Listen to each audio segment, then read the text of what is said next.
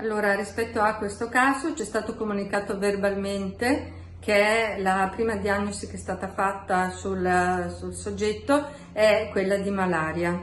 È chiaro che, vista la gravità del caso, il fatto che è stato riscontrato anche sono state riscontrate la presenza di emorragie, dobbiamo necessariamente indagare per vedere se ci sono altre malattie concomitanti che possono essere importanti per approntare quelle che sono le misure di sanità pubblica rispetto ai contatti.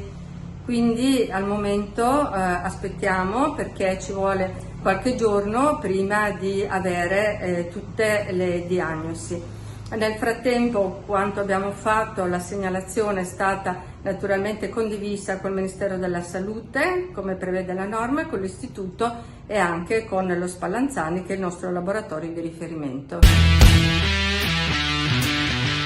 Dragster Italjet, motori ad alta prestazione 125, 200 e 300 cc. Telaio fuori dagli schemi con un carattere unico, una guida emozionante, fari full LED.